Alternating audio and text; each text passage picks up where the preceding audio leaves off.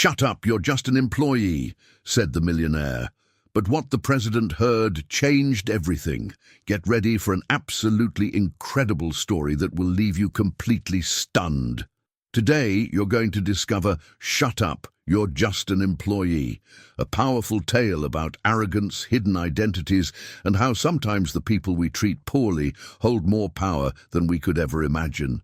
Make sure to like this video, subscribe to our channel, and hit that notification bell so you never miss our amazing stories.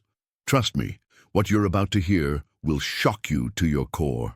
The gleaming glass towers of downtown Manhattan rose like steel monuments against the crisp October sky, their surfaces reflecting the golden afternoon sunlight that painted the bustling streets below in warm amber hues.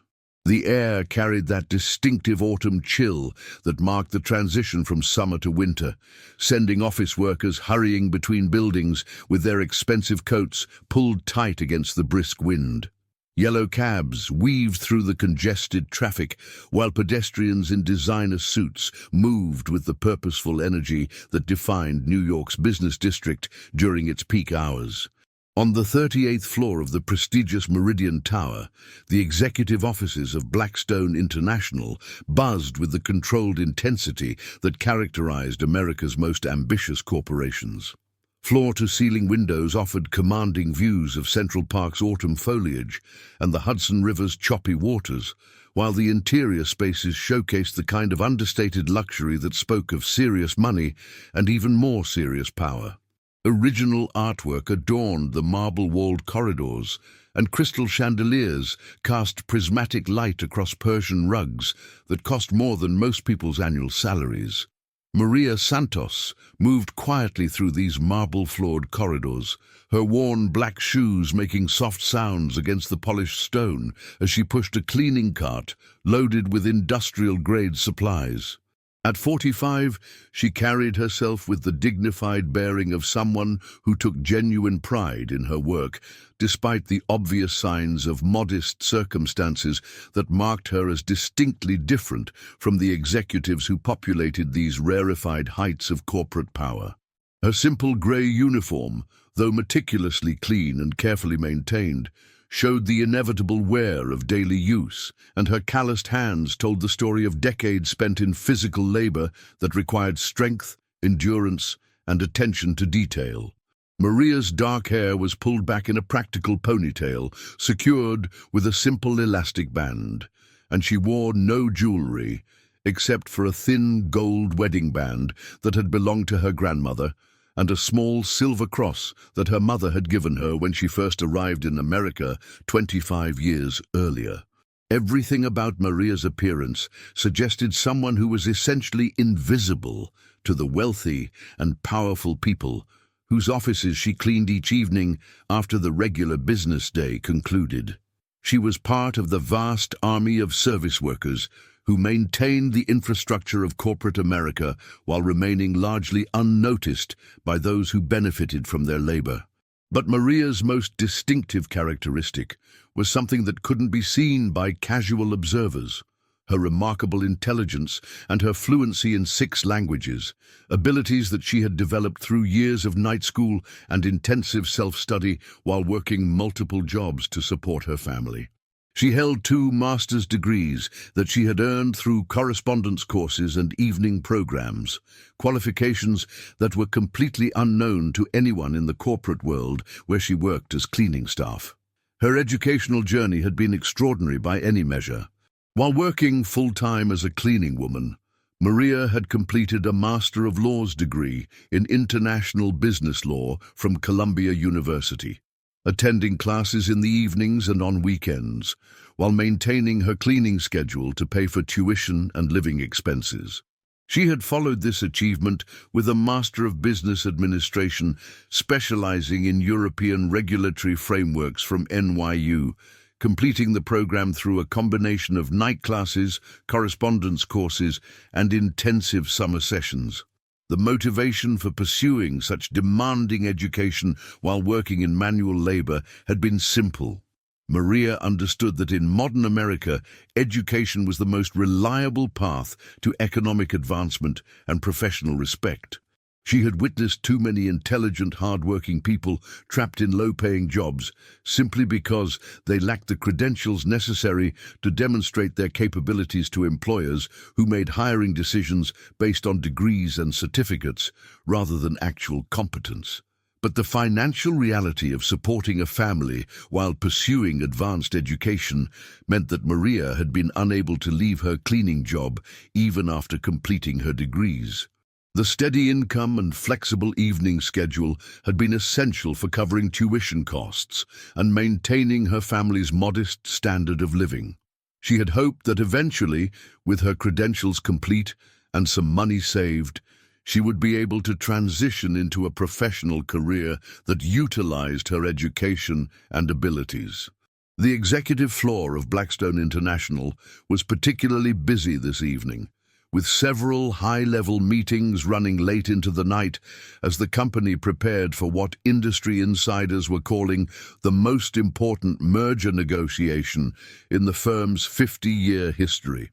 The potential acquisition of European manufacturing giant Sterling Industries could transform Blackstone from a successful American corporation into a truly global powerhouse worth over $50 billion. The merger had been in negotiation for over 8 months, with teams of lawyers, accountants, and consultants working around the clock to structure a deal that would satisfy regulatory authorities in both the United States and Europe. The financial stakes were enormous. Sterling Industries controlled 12 major manufacturing facilities across the European Union, along with distribution networks that reached into emerging markets throughout Africa and Asia. For Blackstone International, the Sterling acquisition represented more than just a business expansion. It was a strategic move that could establish the company as the dominant force in global manufacturing for decades to come. The combined entity would control supply chains spanning 5 continents, with the kind of operational scale that would be virtually impossible for competitors to match. Maria had been working at Blackstone for 3 years, arriving each evening at 6 o'clock to clean the executive offices after the regular business day ended. Her duties included emptying trash bins, vacuuming expensive carpets, cleaning executive bathrooms, and maintaining the conference rooms where million-dollar deals were negotiated daily. It was honest work that paid enough to support her family's basic needs, but it also meant she was essentially invisible to the executives whose professional lives she witnessed from the periphery. The work itself was physically demanding, requiring her to lift heavy equipment, work in awkward positions, and maintain consistent energy levels throughout long evening shifts. But Maria approached her responsibilities with the same methodical thoroughness that had enabled her to excel in her academic pursuits. Every surface was cleaned to perfection. Every piece of furniture was properly arranged, and every detail was managed with the kind of professional competence that had earned her recognition among the building's other service workers.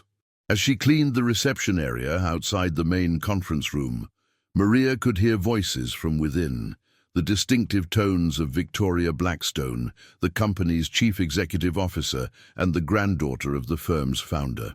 Victoria was known throughout New York's business community for her brilliant strategic mind, her ruthless negotiating skills, and unfortunately, her treatment of employees she considered beneath her notice. The Sterling acquisition has to be completed by the end of this quarter. Victoria's voice carried clearly through the partially open conference room door, her tone carrying the absolute authority of someone who had never been told that something was impossible. I don't care what obstacles emerge or what additional resources we need to deploy. This merger will establish Blackstone as the dominant force in international manufacturing, and I will not accept anything less than complete success. The conversation continued, with details about financing arrangements, regulatory approval processes, and integration timelines that revealed the extraordinary complexity of managing a multi-billion-dollar international acquisition. Maria continued her work, methodically dusting the expensive furniture and carefully arranged artwork that decorated the reception area while unconsciously absorbing details of the discussion taking place nearby.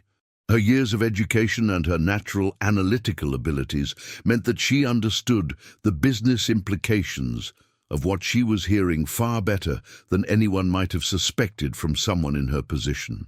The Sterling Industries merger was indeed significant, representing exactly the kind of strategic move that could transform a company's entire competitive position in the global marketplace.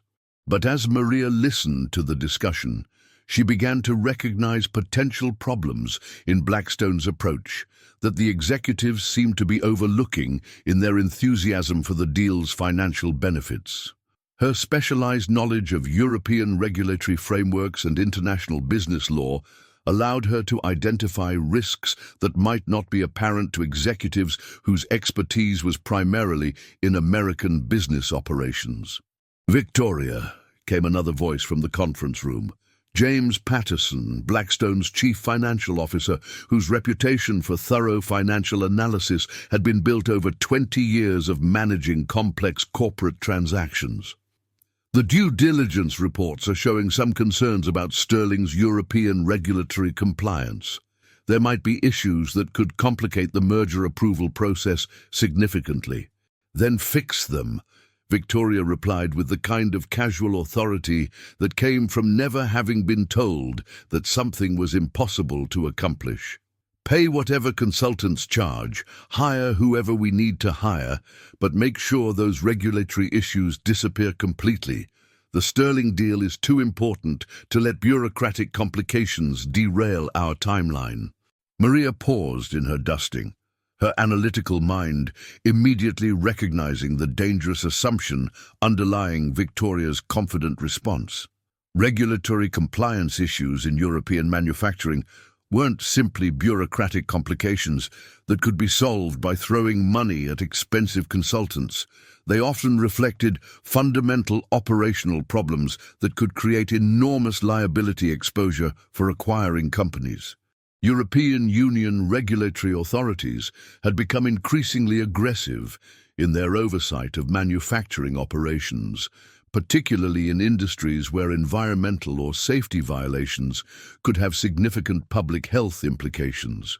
Recent high-profile enforcement actions had demonstrated that authorities were willing to impose massive fines, operational restrictions, and even criminal prosecution on companies that failed to meet stringent compliance standards. But as just a cleaning employee, Maria understood that her insights about international business law and regulatory compliance would be neither welcomed nor valued by executives who had already committed millions of dollars to due diligence analysis prepared by prestigious consulting firms. She continued her work in silence, though her mind kept processing the implications of what she was hearing. The conference room door opened wider as several executives emerged for a brief break in their marathon negotiation session. Victoria Blackstone appeared in the doorway, her perfectly styled blonde hair and designer suit marking her as someone who had never experienced financial uncertainty or professional powerlessness. At 38, she possessed the kind of cold beauty that came from excellent genetics, enhanced by expensive cosmetic procedures, and she moved with the absolute confidence of someone accustomed to being obeyed without question. Victoria's reputation in New York's business community was complex but undeniably impressive. She had inherited her position as CEO through family connections, but she had also demonstrated genuine strategic brilliance in her management of Blackstone's domestic operations. Her leadership had guided the company through several successful acquisitions and had positioned Blackstone as one of the most profitable manufacturing companies in North America. However, Victoria's success had also fostered a sense of superiority that manifested itself in her treatment of employees she considered beneath her notice. She had little patience for input from anyone who lacked the educational credentials and professional experience that she believed were necessary for understanding complex business matters. "Maria," Victoria said sharply, noticing the cleaning woman working nearby, her tone carrying the kind of irritation usually reserved for unexpected interruptions to important activities. "We're going to be meeting for at least another 2 hours. Make sure you finish this area quickly and quietly. We can't have cleaning noises disrupting our negotiations with Sterling's board of directors." "Of course, Ms. Blackstone," Maria replied respectfully, though she felt the familiar sting of being treated as if her work and her presence were somehow intrusive rather than necessary for maintaining the luxury environment that executives took for granted. "And make sure the conference room is spotless when we finish," Victoria added, with the casual dismissiveness that characterized her interactions with all service employees. "We have potential investors touring the facilities tomorrow morning, and everything needs to be absolutely perfect for their visit." As Victoria returned to the conference room, Maria continued her work with the same methodical care she always applied. But her mind kept returning to the regulatory compliance issues that James Patterson had mentioned. Her Master of Laws degree in International Business Law had required extensive study of European manufacturing regulations, and she understood better than most people the complex web of environmental, safety, and labor standards that governed industrial operations across the European Union.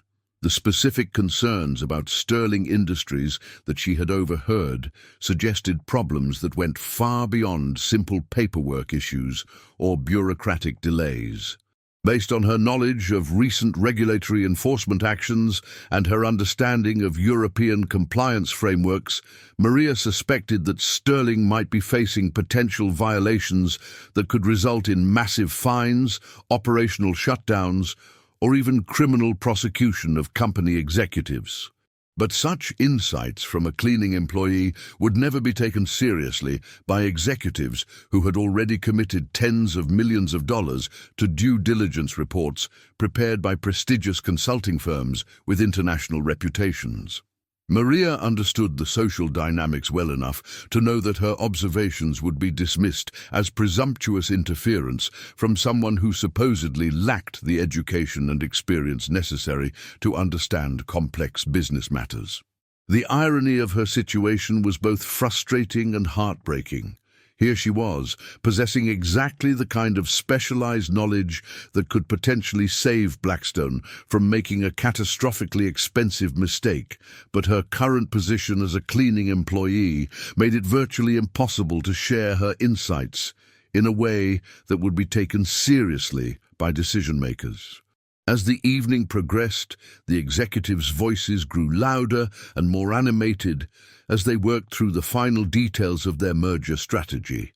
Maria moved quietly between offices, cleaning and organizing while absorbing fragments of conversation that revealed both the scope of their ambitions and the potential blind spots in their planning. "The Sterling acquisition will give us immediate access to 12 European manufacturing facilities," she heard Victoria explaining to someone on a conference call, her voice carrying the excitement of someone who believed she was orchestrating a business triumph. "Combined with our existing American operations, we'll have the kind of integrated global supply chain that our competitors won't be able to match for at least a decade." "What about the regulatory review process?" asked a voice from the speakerphone, apparently someone from Blackstone's board of directors calling in from another location. "European authorities can be quite thorough in their examination of major acquisitions, especially those involving American companies. Our legal team has assured us that regulatory approval should be straightforward," Victoria replied, with confidence that Maria found deeply concerning given what she had overheard about compliance issues. "Sterling has been operating successfully in Europe for decades, and there's no reason to expect unusual complications from regulatory authorities." Maria felt a growing sense of unease as she listened to this exchange. Her specialized knowledge of European regulatory frameworks told her that Victoria's confidence was likely misplaced, especially if Sterling was indeed facing the kind of compliance problems that James Patterson had mentioned earlier in their discussion. The European Union's regulatory authorities had become increasingly aggressive in their oversight of manufacturing operations, particularly following several high-profile environmental disasters that had resulted in significant public health consequences. Recent enforcement actions had demonstrated that authorities were willing to impose massive fines and operational restrictions on companies that failed to meet stringent compliance standards, regardless of their size or economic importance. But more importantly, Maria knew that regulatory problems discovered during the merger review process could result in the deal being blocked entirely or approved only with conditions that would significantly reduce its financial benefits. The kind of confident assumptions that Victoria was making suggested that Blackstone's legal team might not have fully investigated the extent of Sterling's potential regulatory exposure. As Maria cleaned the conference room after the executives had moved to another location for dinner, she noticed documents left on the table that provided additional details about the Sterling acquisition. Professional ethics and basic respect for privacy would normally have prevented her from examining confidential business materials, but one document heading caught her attention. Sterling Industries Regulatory Compliance Summary, Confidential Attorney Work Product. The document appeared to be a preliminary report from Blackstone's due diligence team, and even a quick glance revealed information that confirmed Maria's worst suspicions about the merger. Sterling Industries was apparently facing multiple regulatory investigations across their European operations, with potential violations of environmental protection standards, workplace safety requirements, and product quality regulations. The financial exposure from these potential violations was staggering. Preliminary estimates suggested that Sterling could face fines totaling over €800 million, along with operational restrictions that could significantly reduce the profitability of their manufacturing facilities. For a merger valued at $12 billion, such regulatory problems could transform what appeared to be an excellent acquisition into a financial disaster that would devastate Blackstone's shareholders and potentially threaten the company's survival.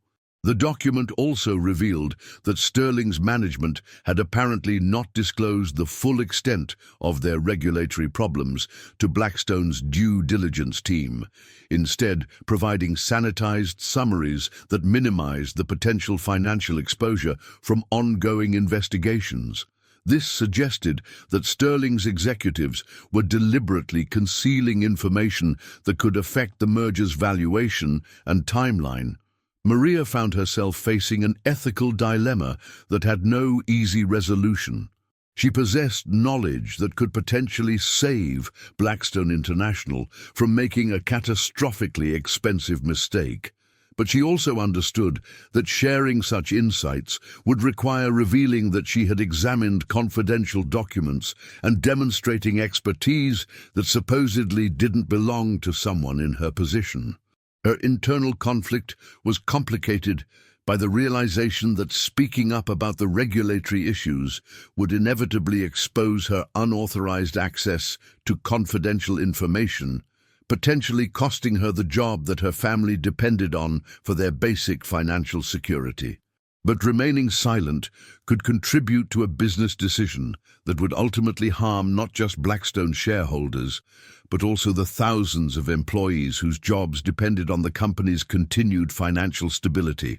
Her dilemma was interrupted by the sound of returning voices as the executives came back from their dinner break, their conversation animated by wine and the excitement of what they believed would be a transformative business achievement. Maria quickly finished her cleaning and prepared to move to another area, but Victoria's sharp voice stopped her as she was gathering her supplies. "Maria!" Victoria called out with obvious irritation, her tone suggesting that the cleaning woman's presence was somehow disruptive to important business activities. "What are you still doing here? I thought I made it clear that we needed this area cleared quickly and quietly." "I'm just finishing up, Ms. Blackstone," Maria replied respectfully, though she could feel the weight of the knowledge she had gained pressing on her conscience. "I'll be out of your way in just a moment." "See that you are." Victoria said dismissively, her attention already returning to the merger documents spread across the conference table. And next time, try to be more efficient with your work. We can't have cleaning staff disrupting important business discussions that affect the entire company's future. The casual cruelty of Victoria's comments stung, but Maria had learned over the years to absorb such treatment without responding. She continued gathering her supplies while the executives settled back into their meeting, but her mind kept returning to the regulatory compliance issues that could destroy the merger they were so enthusiastically pursuing. As she prepared to leave the conference room area, Maria overheard a conversation that made her ethical dilemma even more pressing.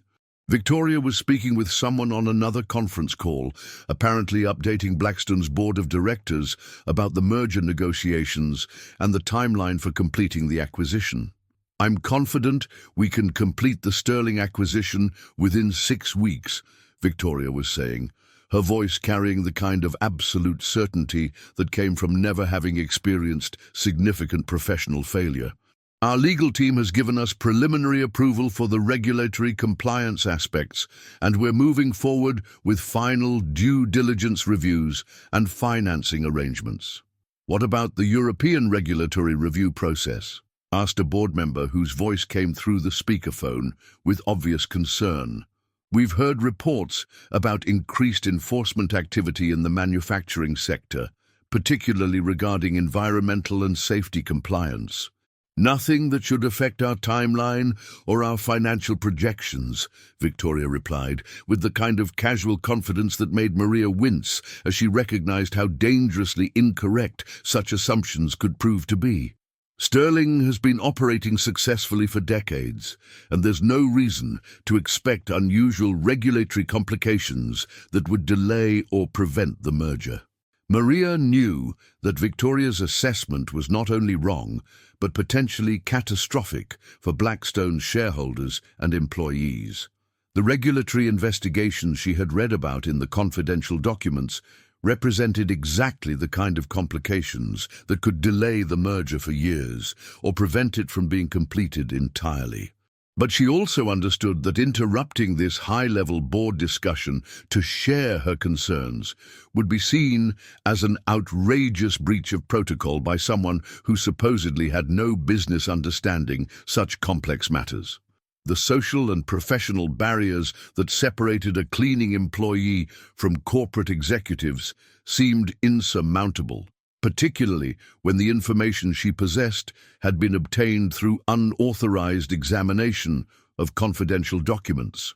She continued cleaning nearby areas while the board discussion continued, learning more details about Blackstone's merger timeline and their financial projections for the Sterling acquisition.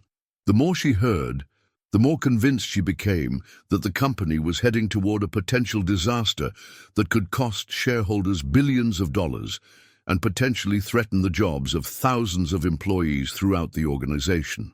The conversation revealed that Blackstone was planning to finance a significant portion of the acquisition through debt that would be secured by the combined company's assets. If the merger proceeded and Sterling's regulatory problems subsequently emerged, the resulting financial losses could force Blackstone into bankruptcy or require massive layoffs to reduce operational costs. But the social and professional barriers that separated a cleaning employee from corporate executives seemed insurmountable. Maria understood that her insights, regardless of their accuracy, would likely be dismissed as presumptuous interference from someone who lacked the credentials and authority to comment on such matters. Her dilemma was complicated further by the realization that speaking up about the regulatory issues would require revealing how she had gained access to confidential information, potentially costing her the job that her family depended on for their financial security. The risk was enormous, but so were the potential consequences of remaining silent while the company pursued what she believed could be a financially devastating mistake. As the evening wore on, and the executives continued their enthusiastic planning for what they believed would be a transformative acquisition, Maria found herself increasingly troubled by her knowledge of the potential regulatory problems that could derail their entire strategy. Her specialized education and experience had given her insights that could potentially save the company from a catastrophic mistake. But her position as a cleaning employee made it almost impossible to share such information in a way that would be taken seriously. The moral weight of her situation grew heavier as she realized that her silence could contribute to a business decision that would ultimately harm not just Blackstone's shareholders, but also the thousands of employees whose jobs depended on the company's continued success. If the Sterling acquisition proceeded without proper consideration of the regulatory risks, the resulting financial losses could force significant layoffs and operational cutbacks that would affect working families throughout the organization. But despite her growing concern about the potential consequences of remaining silent, Maria also understood the practical realities of her situation. Challenging the judgment of senior executives as a cleaning employee would likely result in immediate termination and possibly legal consequences if she was accused of improperly accessing confidential information. The personal stakes were enormous as well. Maria's cleaning job, while modest, provided the steady income that her family needed for basic living expenses. Losing that income would force her family into financial hardship and potentially prevent her from completing the career transition that she had been working toward for years. As she finished her work on the executive floor and prepared to move to other areas of the building, Maria made a decision that would ultimately change everything for everyone involved. Rather than remaining silent about the regulatory issues she had identified, she would find a way to share her concerns that might be taken seriously without immediately revealing her academic credentials or her unauthorized access to confidential documents. The solution came to her as she remembered overhearing Victoria mention that Blackstone's president, Michael Harrison, was known for his commitment to thorough analysis and his willingness to consider input from unexpected sources. Unlike Victoria, who had inherited her position through family connections, Michael had built his career through merit and had a reputation for valuing competence regardless of its source. Michael Harrison's professional background was indeed impressive by any measure.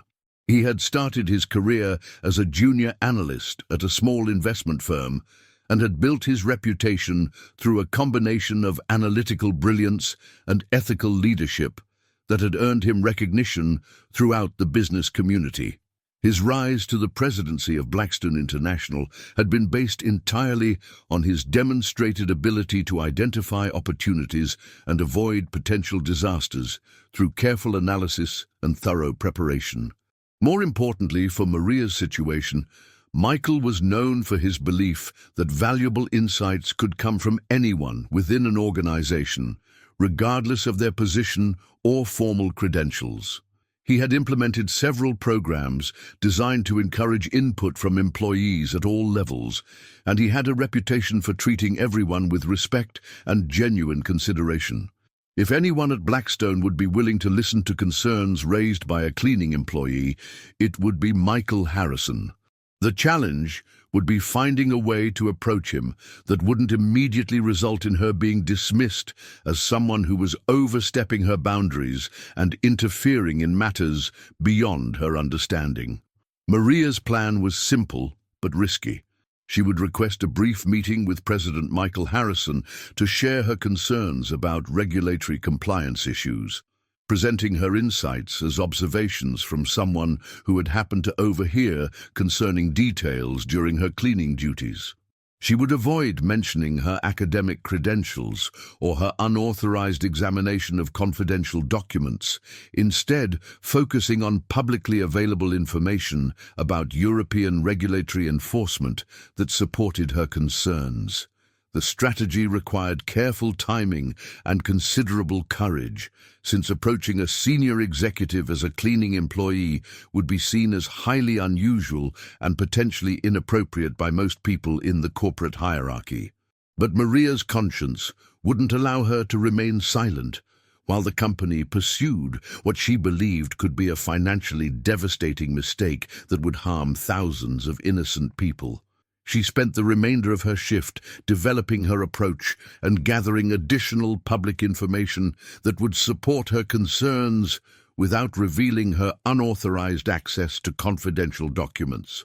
By the time she finished her cleaning duties at midnight, Maria had made a firm decision to seek a meeting with Michael Harrison the following morning, regardless of the personal and professional risks involved. If you're as intrigued by Maria's dilemma as I am, make sure to hit that like button and subscribe for more incredible stories.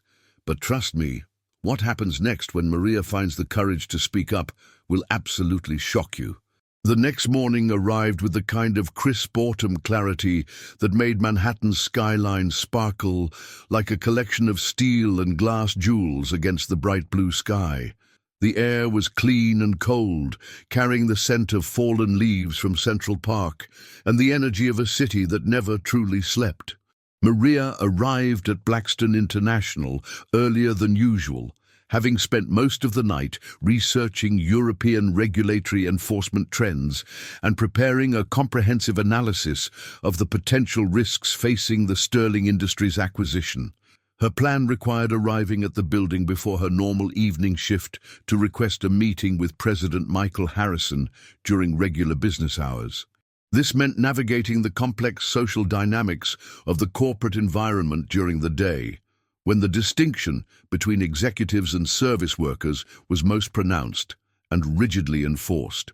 Maria had dressed carefully for this crucial encounter, wearing her best business suit, a modest navy blue outfit that she had purchased years earlier for job interviews but had rarely had occasion to wear. The suit was simple but professional, though it couldn't disguise the calloused hands and worn shoes that marked her as someone who worked in manual labor rather than in executive offices. The strategy she had developed was both simple and risky. She would request a brief meeting with President Michael Harrison to share her concerns about regulatory compliance issues, presenting her insights as observations from someone who had happened to overhear concerning details during her cleaning duties. She would focus on publicly available information about European regulatory enforcement that supported her concerns, while avoiding any mention of her academic credentials or her unauthorized examination of confidential documents. She spent the early morning hours in the building's employee break room, using her personal laptop to compile a concise but comprehensive summary of recent European regulatory enforcement actions in the manufacturing sector. The document she prepared included citations to public sources and regulatory agency publications that supported her concerns about the potential risks facing Sterling Industries without revealing the confidential information she had inadvertently discovered. The research she had conducted was extensive and professionally presented, drawing on her years of academic training in international business law and regulatory compliance.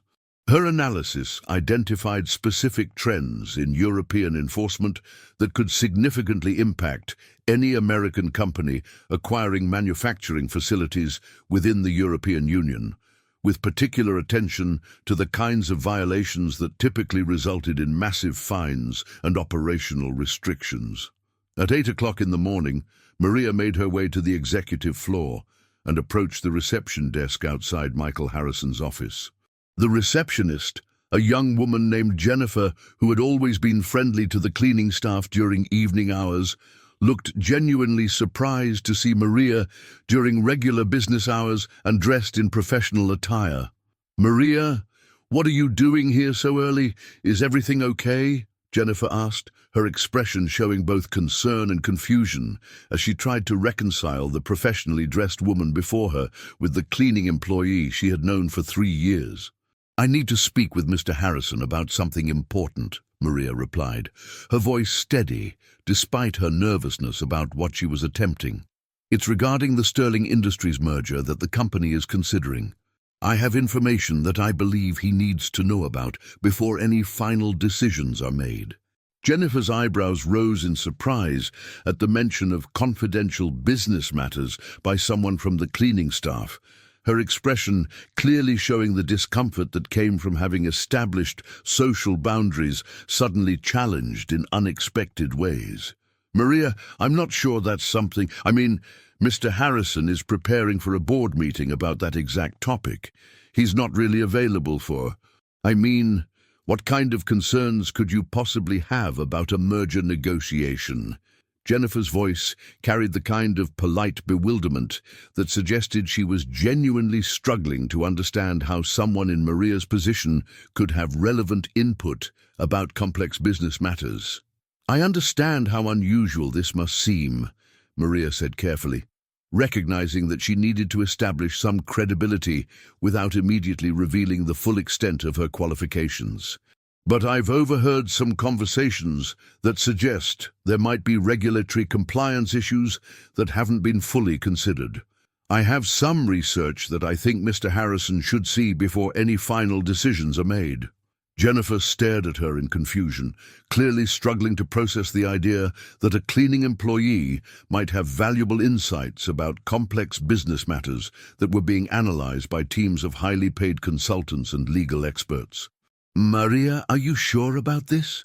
You could get in serious trouble if you've been listening to confidential conversations." Jennifer's voice trailed off as she contemplated the potential consequences of what Maria was suggesting. "I haven't been eavesdropping intentionally," Maria replied truthfully, though she carefully avoided mentioning her examination of the confidential documents. "But it's impossible not to overhear things when you're working in the same areas where important meetings are taking place. And what I've heard suggests potential problems that could affect the entire company and all of its employees." The conversation was interrupted by the arrival of Victoria Blackstone, who swept into the reception area with her usual air of impatience and authority. She was dressed in an immaculate charcoal grey suit that probably cost more than Maria made in 6 months, and her expression immediately shifted to irritation when she noticed the cleaning woman standing near the president's office during business hours. Victoria's presence in the reception area at this hour was not coincidental. She was arriving early to prepare for the same board meeting that Jennifer had mentioned, a crucial session where the final details of the Sterling acquisition would be presented to Blackstone's directors for their approval. "What is this about?" Victoria demanded, her voice carrying the kind of sharp irritation that she typically reserved for situations that disrupted her carefully planned schedule. "Jennifer, why is cleaning staff here during business hours? Is there some kind of maintenance emergency?" "Ms. Blackstone," Jennifer replied nervously, clearly uncomfortable with the situation that was developing. "Maria says she has concerns about the Sterling merger that she wants to discuss with Mr. Harrison." Victoria's expression shifted from irritation to something approaching outrage as she processed what Jennifer had said. The idea that a cleaning employee might presume to offer input about a multi-billion-dollar merger negotiation was not just inappropriate in her view, it was insulting to someone who had spent years developing the expertise necessary to manage such complex transactions. "Are you serious?" Victoria said, turning to face Maria directly with an expression that combined disbelief with barely controlled anger. "You think you have something valuable to contribute to merger negotiations? Do you have any idea how many millions of dollars we've spent on due diligence reports prepared by the most prestigious consulting firms in the world?" "Ms. Blackstone," Maria replied respectfully, though she could feel her carefully planned approach beginning to face serious resistance. "I understand that this seems unusual, but I've identified some public information about European regulatory enforcement that might not have been fully considered in the due diligence process." Victoria's laugh was harsh and dismissive, the kind of sound that was designed to make the recipient feel foolish for even attempting to engage in the conversation. "Public information? Maria, we have teams of lawyers and consultants who specialize in international regulatory compliance. Are you suggesting that they've somehow overlooked important information that you, a cleaning woman, managed to discover in your spare time? I'm not criticizing anyone's work, Maria said, maintaining her composure despite Victoria's obvious hostility and the growing attention their conversation was attracting from other employees arriving for their workday. I'm simply suggesting that there might be recent developments in European regulatory enforcement that could affect the merger timeline and financial projections. This is absolutely ridiculous, Victoria said, her voice rising with genuine anger that was beginning to attract curious stares from passing executives and administrative staff. Maria, you are a cleaning employee. Your job is to empty trash bins and vacuum carpets, not to analyze complex business transactions that you couldn't possibly understand with your limited education and experience. The words stung, not just because of their cruelty, but because they completely dismissed the years of education and self-improvement that Maria had pursued while working multiple jobs to support her family. Victoria's assumptions about her capabilities were not just wrong, they were deeply insulting to someone who had worked harder than most people to develop genuine expertise in exactly the areas under discussion. Furthermore, Victoria continued, her voice now loud enough to be heard throughout the reception area, the fact that you're even aware of confidential merger negotiations suggests that you've been eavesdropping on private conversations, which is completely unacceptable behavior that could result in immediate termination and possible legal consequences. I haven't been eavesdropping intentionally, Maria protested, though she could feel her carefully planned approach rapidly deteriorating under Victoria's aggressive response. It's simply impossible not to overhear things when you're working in areas where meetings are taking place. Then perhaps you need to learn to mind your own business and focus on the work you're actually qualified to perform, Victoria snapped with vicious dismissiveness. Your opinions about regulatory compliance are neither requested nor valued. You have no education, no experience, and no understanding of the complex factors involved in international business transactions. The public humiliation was becoming more intense as additional employees stopped to observe the confrontation between the company's CEO and a cleaning woman who had apparently overstepped her boundaries by offering unsolicited business advice. The social dynamics of the situation were working entirely in Victoria's favor, reinforcing the established hierarchy that placed executives in positions of unquestioned authority, while service workers were expected to remain invisible and silent. Ms. Blackstone, Maria said, her voice beginning to show some of the frustration she had been carefully controlling, though she continued to maintain a respectful tone. I think you might be surprised by what I actually understand about international regulatory compliance and European business law. Surprised? Victoria's voice dripped with condescension and barely controlled rage. Maria, I have an MBA from Harvard Business School and 15 years of experience managing complex international transactions. I've negotiated deals worth billions of dollars and have worked with regulatory authorities in dozens of countries. What could you possibly know about regulatory compliance that I don't already understand better than you ever could? The challenge was direct and public, witnessed by the growing number of employees who had stopped to observe the confrontation between the company's CEO and a cleaning woman who had apparently presumed to offer business advice that was far beyond her supposed qualifications and authority. Maria felt a moment of hesitation as she realized that responding to Victoria's challenge would require revealing her academic credentials and potentially exposing her unauthorized examination of confidential documents. But Victoria's dismissive arrogance and her complete unwillingness to consider that valuable insights might come from unexpected sources finally pushed Maria beyond her tolerance for being underestimated and publicly humiliated.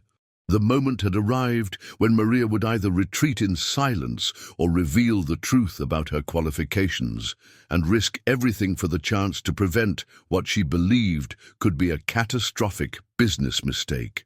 Ms. Blackstone, Maria said, her voice now carrying a strength and confidence that surprised everyone present, including herself. "I have a Master of Laws degree in International Business Law from Columbia University and a Master of Business Administration with a concentration in European regulatory frameworks from NYU. I've spent the past 7 years studying European manufacturing regulations specifically because I hope to eventually transition from cleaning work to a career in international compliance consulting."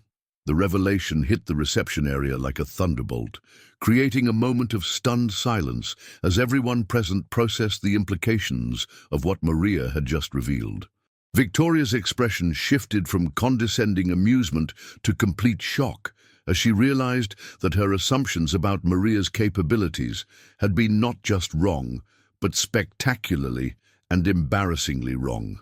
"You're lying," Victoria said finally, though her voice now carried uncertainty rather than the confident dismissiveness that had characterized her earlier comments. "If you have advanced degrees from prestigious universities, why would you be working as a cleaning person? That makes no sense." "Because," Maria replied with quiet dignity that commanded the attention of everyone within hearing distance, "advanced degrees don't pay for rent and groceries while you're earning them. I've been working multiple jobs to support my family while pursuing my education through evening and correspondence programs. Cleaning work provided the flexible schedule I needed to attend classes and complete my research requirements." The explanation made perfect sense to anyone who understood the financial realities facing working-class families in expensive cities like New York. But it was apparently a revelation to executives who had never faced the challenge of pursuing education while working multiple jobs to survive.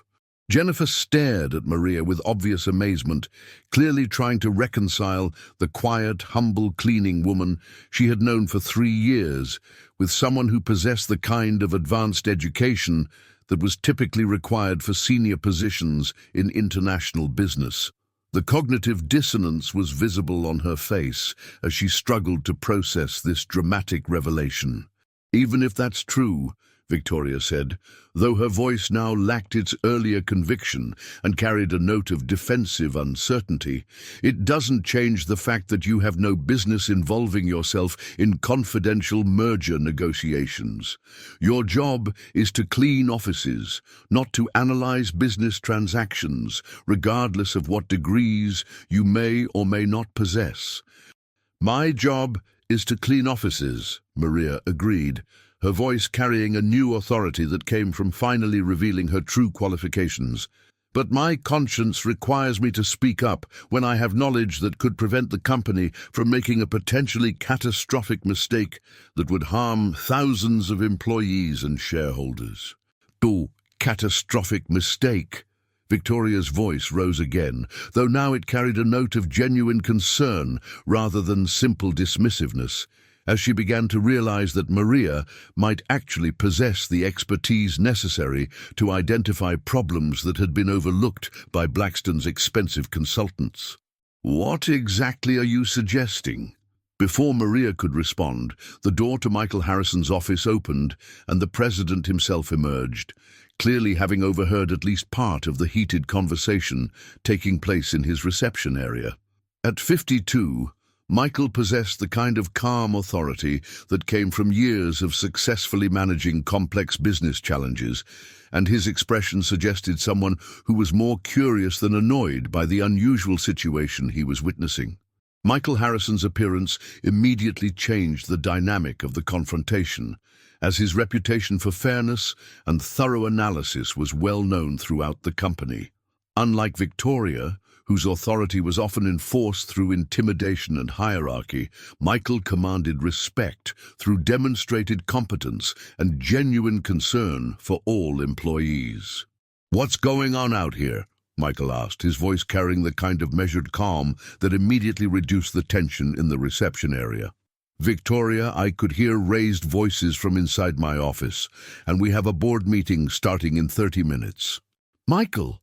Victoria said, her tone becoming more controlled now that the company president was present, though her voice still carried obvious frustration with the situation that had developed.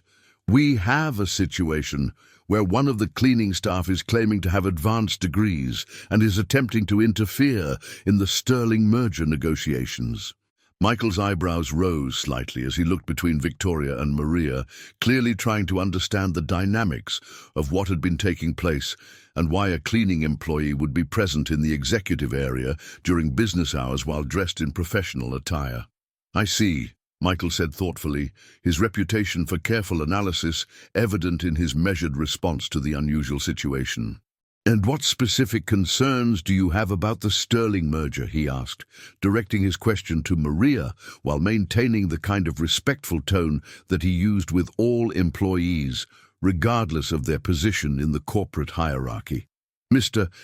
Harrison, Maria replied, grateful for the opportunity to present her concerns to someone who seemed willing to listen rather than immediately dismissing her input based on her current job title.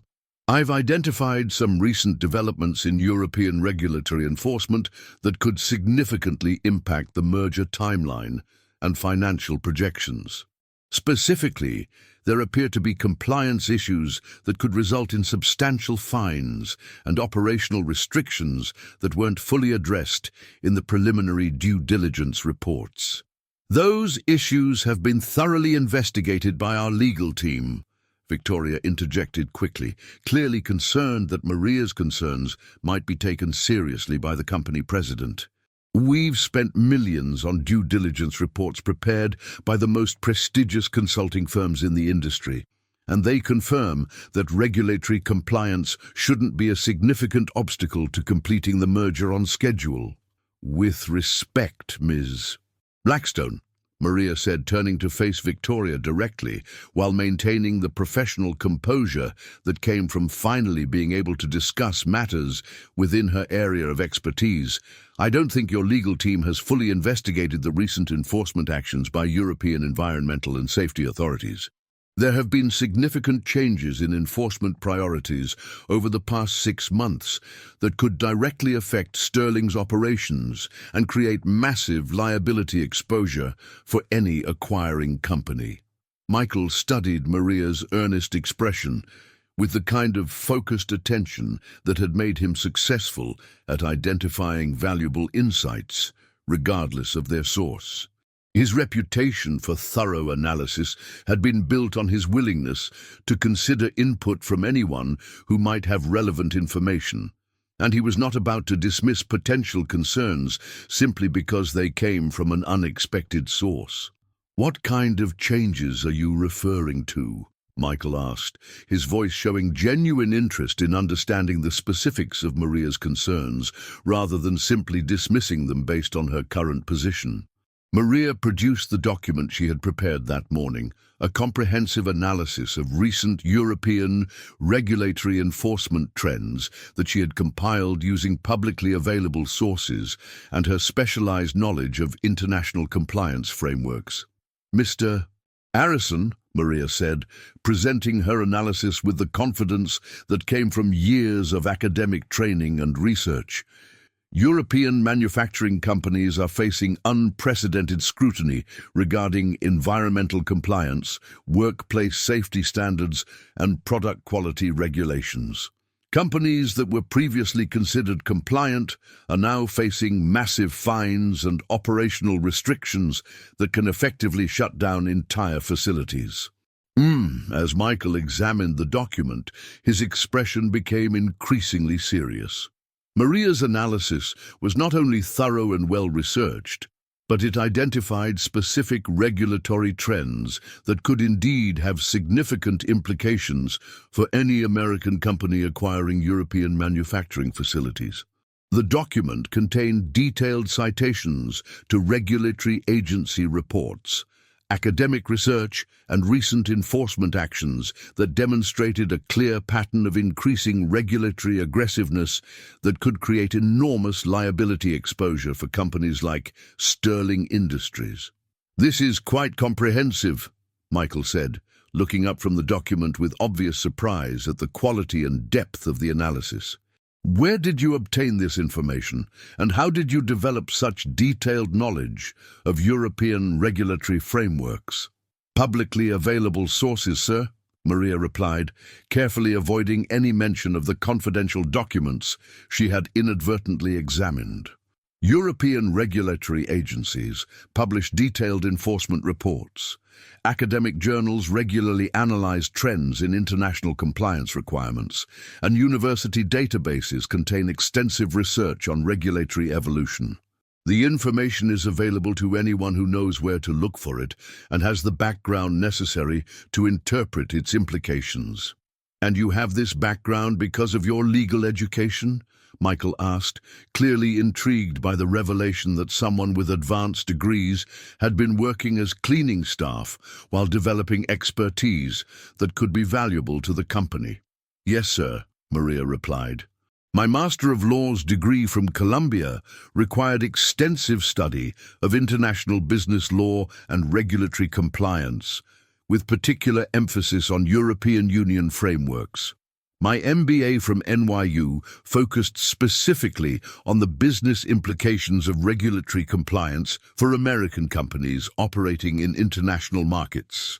Victoria watched this exchange with growing alarm, realizing that Maria's analysis appeared to be both credible and potentially damaging to the merger that Victoria had been championing as her signature achievement as CEO.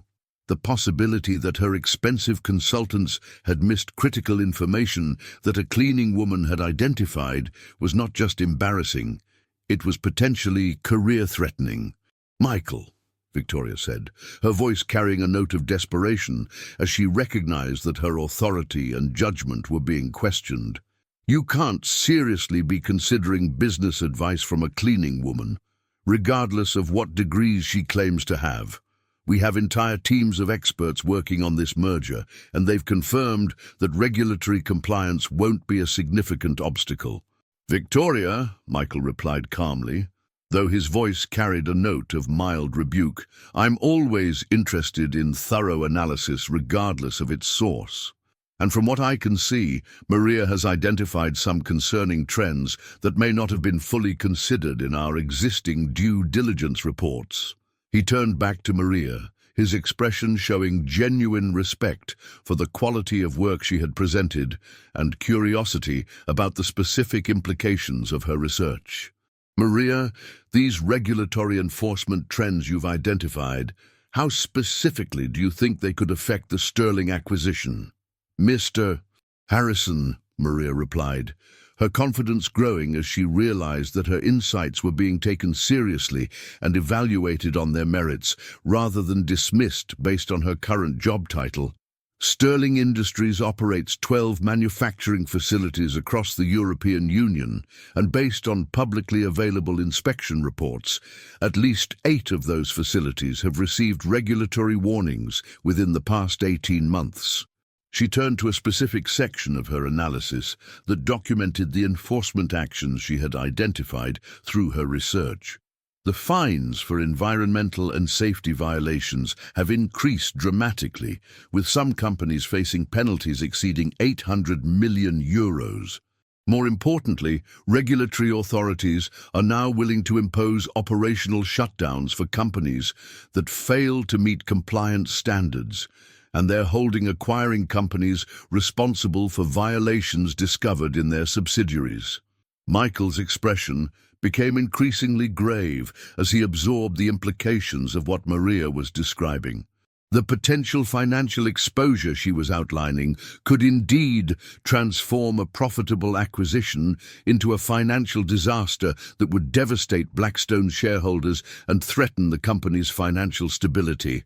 Are you suggesting that Sterling could face operational shutdowns after we complete the acquisition? Michael asked, his voice showing the kind of serious concern that indicated he understood the potential magnitude of the problems Maria was identifying.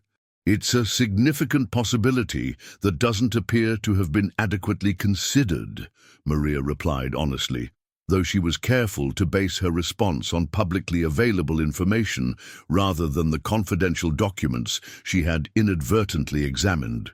The European regulatory environment has become much more aggressive, and acquiring companies are being held responsible for compliance violations discovered in their subsidiaries, even if those violations occurred before the acquisition was completed.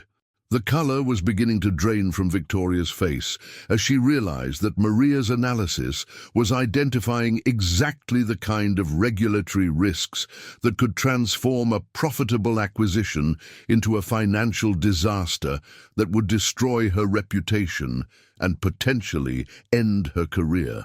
"This is all speculation," Victoria said desperately, her voice carrying less conviction than her earlier dismissive comments. Maria is basing her concerns on theoretical possibilities rather than concrete evidence of actual violations at Sterling's facilities. "Actually, Miss Blackstone," Maria said quietly, though her voice carried the authority that came from specialized knowledge and careful research, "I've also reviewed Sterling's most recent regulatory filings, which are publicly available through European Union databases. Several of their facilities are currently under formal investigation for environmental violations, and preliminary findings suggest potential fines that could exceed 500 million euros. The silence that followed this revelation was deafening. Everyone present understood that if Maria's information was accurate, the Sterling acquisition could saddle Blackstone with hundreds of millions of dollars in unexpected liabilities that would completely change the financial calculus of the merger and potentially threaten the company's survival. "Where exactly did you find information about ongoing investigations?" Michael asked, his voice now showing genuine concern about the potential implications for the merger and the possibility that Blackstone's expensive due diligence process had missed critical information. "European regulatory agencies are required to publish certain information about ongoing enforcement actions," Maria explained, drawing on her specialized knowledge of international compliance frameworks. "The details are available through official databases, but you need to understand the regulatory framework well enough to know where to look and how to interpret what you find." Michael turned to Victoria with an expression that suggested serious questions about the thoroughness of the due diligence process that she had been overseeing and promoting to the board of directors. "Victoria," Michael said, his voice carrying the kind of pointed concern that indicated potential problems with the merger strategy, "did our legal team investigate ongoing regulatory enforcement actions as part of their compliance review? Because if Maria can find this information through public sources, our consultants should certainly have discovered it during their analysis." "Of course they did," Victoria replied, though her voice now carried less conviction than it had earlier, and her expression suggested growing uncertainty about the thoroughness of the work she had been relying on. "Our legal team is extremely thorough in their analysis of potential liability issues." "Then how did they miss the investigations that Maria has identified?" Michael asked, his tone becoming more pointed as he recognized potential gaps in the analysis that had informed Blackstone's merger strategy and could expose the company to enormous financial losses. Victoria found herself unable to provide a satisfactory answer to Michael's question, and her silence spoke volumes about the possibility that Blackstone's expensive legal team had indeed overlooked critical information that could affect the merger's viability and financial implications. "Maria," Michael said, turning back to the cleaning woman who had potentially saved his company from a catastrophic mistake, "would you be willing to provide a more detailed briefing about these regulatory risks? I think our board of directors needs to hear this information before we proceed with the Sterling acquisition." "Of course, Mr. Harrison," Maria replied, though she was still processing the extraordinary transformation in her circumstances that had occurred over the past hour. "Furthermore," Michael continued, his voice showing genuine respect for Maria's analytical capabilities and specialized knowledge, "I think we need to discuss your career aspirations and how we can better utilize your expertise within our organization." Someone with your analytical capabilities and specialized knowledge shouldn't be limited to cleaning work, regardless of the circumstances that brought you to that position. Victoria watched this exchange with growing horror, realizing that her dismissive treatment of Maria had not only been wrong, but had been witnessed by the company president. Her arrogance and unwillingness to consider input from someone she considered beneath her notice had potentially exposed both her judgment and her leadership capabilities to serious scrutiny from the person who would ultimately decide her future with the company. But the most significant consequence of the morning's events was yet to come, as word spread through the company about the cleaning woman who had identified critical regulatory risks that the executive team had missed. Employees at every level began to recognize that valuable insights could indeed come from unexpected sources, and that the company's hierarchical assumptions about expertise and authority might need serious reconsideration. The revelation that Maria possessed advanced degrees and specialized expertise while working as cleaning staff also prompted uncomfortable questions about the company's hiring practices, its commitment to identifying and developing talent, and its treatment of employees whose capabilities exceeded their current positions. Over the following hours, as independent experts were brought in to verify the accuracy of Maria's regulatory analysis and confirm the potential risks she had identified, it became clear that her concerns were not only legitimate, but had identified problems that could have cost Blackstone billions of dollars if the Sterling acquisition had proceeded as planned. The merger negotiations were immediately suspended, pending a comprehensive review of Sterling's regulatory compliance status, and preliminary investigations confirmed that the company was indeed facing massive fines and potential operational shutdowns that had not been disclosed to Blackstone's due diligence team. Within days, it became apparent that Sterling's management had deliberately concealed the extent of their regulatory problems in an attempt to complete the merger before the full scope of their liabilities became apparent. The fraud was so extensive that criminal charges were eventually filed against several Sterling executives, and the merger was permanently abandoned as too risky to pursue. Maria's intervention had not only saved Blackstone from a financially devastating mistake, but had exposed a deliberate attempt to defraud the company through concealment of material information. The regulatory violations she had identified eventually resulted in fines exceeding €1 billion for Sterling Industries, along with operational shutdowns that would have made the acquisition worthless even if it had been completed. The personal transformation in Maria's circumstances was equally dramatic. Michael Harrison made good on his commitment to recognize her capabilities, offering her a position as Director of International Regulatory Compliance, with full authority to establish protocols for identifying and mitigating regulatory risks in all of the company's international business activities. Her starting salary was more than 15 times what she had been earning as cleaning staff, and she was given the resources necessary to build a world-class compliance analysis team that would prevent future regulatory surprises and ensure that Blackstone's international expansion proceeded with full understanding of potential risks and liabilities. But perhaps more importantly for the company's long-term success, the events surrounding Maria's revelation led to the establishment of new programs designed to identify employees whose talents and capabilities exceeded their current positions. The company instituted regular skills assessments, educational support programs, and career development initiatives that ensured valuable expertise would never again be overlooked simply because it existed in unexpected places.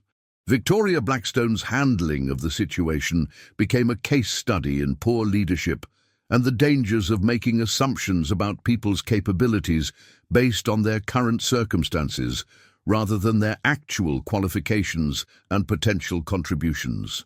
While she retained her position as CEO, her authority was significantly reduced, and she was required to work closely with Maria to ensure that future business analyses included comprehensive regulatory compliance reviews. The board of directors also implemented new oversight procedures that required multiple independent reviews of major business decisions, ensuring that critical information could not be overlooked due to assumptions about who was qualified to provide valuable input. Years later, as Maria stood in her modern office overlooking Manhattan's financial district, surrounded by the team of international compliance experts she had assembled from diverse backgrounds and unexpected sources, she reflected on the extraordinary journey that had brought her from cleaning office buildings to directing one of the most respected regulatory compliance programs in corporate America. The transformation had begun with her willingness to speak up despite the obvious risks and social barriers, continued with her refusal to be silenced by someone who underestimated her capabilities, and culminated in recognition that talent and expertise could flourish in any circumstances when given the opportunity to develop and contribute to meaningful work. Her story became legendary throughout Blackstone International and eventually throughout the broader business community as an example of the importance of listening to all employees and recognizing that valuable insights could come from the most unexpected sources. The cleaning woman who had been told to shut up because she was just an employee had not only saved her company from a billion-dollar mistake, but had transformed how the entire organization approached talent development, employee recognition, and business decision-making processes. But perhaps the most satisfying aspect of Maria's success was the knowledge that her courage to speak up had prevented thousands of job losses that would have resulted from the failed Sterling acquisition, and had protected the retirement savings of countless shareholders who would have been devastated by the financial losses from regulatory violations and fraud that no one else had anticipated or identified. The morning that had begun with Victoria's dismissive arrogance and assumptions about social hierarchy had evolved into a career transformation that demonstrated the power of preparation meeting opportunity and the extraordinary things that could happen when organizations learned to value competence and insight, regardless of their source or the social position of the person providing them. As Maria prepared for another day of challenging international compliance issues, working with government officials and corporate executives around the world to ensure that her company's business activities met the highest standards of regulatory compliance, she understood that her success was just the beginning of a much larger story about the importance of treating all employees with respect and recognizing that the most valuable contributions sometimes come from the people who are easiest to overlook or underestimate. The woman who had been told she was just an employee had proven that in the right circumstances, with the right preparation, and the courage to speak up when it mattered most, any employee could become the person who changes everything for everyone around them and transforms an entire organization's understanding of where wisdom and expertise could be found. Her legacy extended far beyond her own career success to include the hundreds of other employees whose hidden talents had been identified and developed through the programs she had inspired, and the thousands of future employees who would benefit from a corporate culture that valued capability and contribution over credentials and social position. And that incredible transformation reminds us all that intelligence, expertise, and valuable insights can be found in the most unexpected places, waiting for someone with enough courage to speak up and enough wisdom to listen when truth is spoken by voices that don't sound like those we're accustomed to hearing in positions of authority. If Maria's amazing journey from cleaning staff to executive leadership inspired you as much as it did me, please show your support by giving this video a thumbs up, subscribing to our channel for more incredible stories of perseverance and unexpected success, and hitting that notification bell so you never miss our latest content. What did you think of this remarkable tale of hidden talents and corporate transformation? Share your thoughts in the comments below. I'd love to hear how this story of courage and recognition resonated with you.